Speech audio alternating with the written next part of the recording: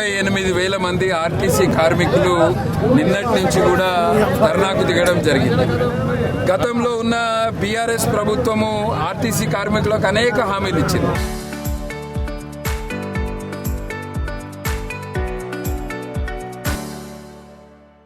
అప్పుడు తెలంగాణ మొత్తం కూడా ఆర్టీసీ కార్మికులు దాదాపు 50 రోజుల కంటే ఎక్కువ సమ్మె చేసింది. అప్పుడు ప్రభుత్వము వీళ్ళని పిలిపించింది, ఆర్టీసీ కార్మికులకు వీళ్ళకు హామీలు ఇవ్వడం జరిగింది. కానీ ఆ ఒక్క హామీని కూడా నెరవేర్చలే. మళ్ళా కాంగ్రెస్ ప్రభుత్వం అధికారంలోకి వచ్చింది.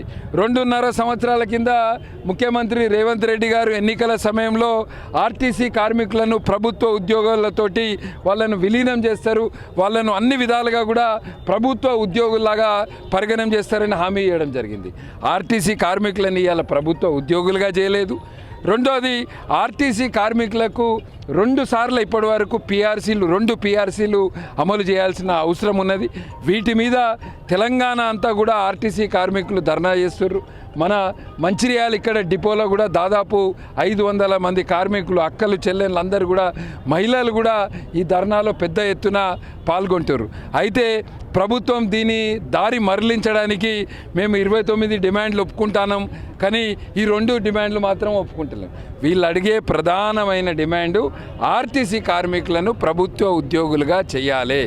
ఈ డిమాండు అమలు చేసే అంతవరకు కూడా భారతీయ జనతా పార్టీ ఆర్టీసీ కార్మికులకు మద్దతు తెలుపుతుంది. 2 పిఆర్సీలను కూడా వెంటనే అమలు చేయాలి. ఎందుకంటే ఆర్టీసీ కార్మికులు చాలా రిస్క్తో కూడుకున్న పని ఇది.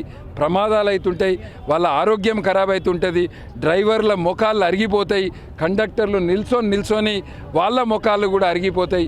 ఇటువంటి రిస్క్ తోటి కూడుకున్న పని ఆర్టీసీ కార్మికులు చేస్తారు కనుక ఆర్టీసీ కార్మికులు అడిగే డిమాండ్లను వెంటనే నెరవేర్చాలని మేము భారతీయ జనతా పార్టీ తరఫున డిమాండ్ చేస్తాం.